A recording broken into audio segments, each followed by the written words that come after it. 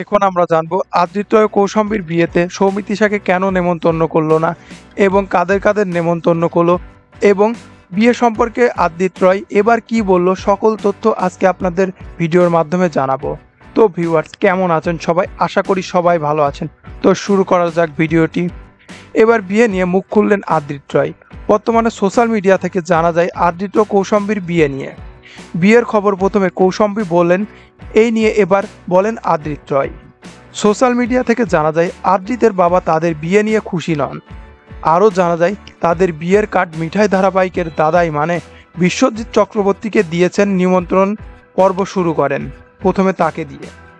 তবে আদৃত্য কৌশম্বীর মধ্যে আগে কৌশম্বীর নিমন্ত্রণ করেন, তারপর আদৃত করেন। বিশ্বজিৎ চক্রবর্তী মজা করে বলেন যে আমি কিন্তু বরপক্ষ হব। এছাড়া মিঠাই ধারাবাহিকের সকল অভিনেত্রী অভিনেতাদের নেমন্তন্ন করেন। আরও জানা যায় আদৃত্য কৌশম্বী কেউই সৌমিত্রিষাকে তাদের বিয়েতে নেমন্তন্ন করেননি। এই নিয়ে প্রশ্ন করলে আদৃত্য কৌশম্বী কেউই মুখ খোলেননি। তবে এটা কতটা সত্য এখনও পর্যন্ত জানা যায়নি।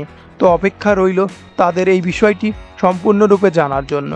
বিয়ে নিয়ে কিছুদিন আগে আদৃত একটি ছবি শেয়ার করেন, সেখানে লেখা ছিল ফ্যামিলি টাইমস, কিন্তু সেখানে মিঠাই ধারাবাহিকের সবাই থাকলেও সৌমিত্রিষা কিন্তু ছিল না। এই নিয়ে দর্শকদের মনে হাজারো প্রশ্ন, হাজারো কথা।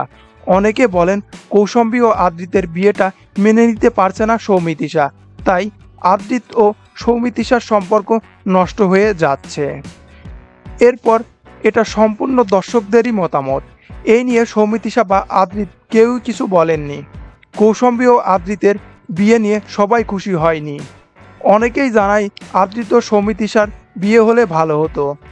আবার আদৃতের পাগল ভক্তরা জানায় যে আদৃত যদি বিয়ে করেন তাহলে আমরা আত্মহত্যা করব। আরও অনেকেই অনেক ধরনের মন্তব্য করেন এই বিয়ে নিয়ে। এখন শুধু দেখার অপেক্ষা শেষ পর্যন্ত আদৃত কৌশম্বীর বিয়েটা সম্পূর্ণ হয় কি না। তাদের বিয়ে নিয়ে আদৃত্য কৌশম্বী দুইজনেই বেশ খুশি।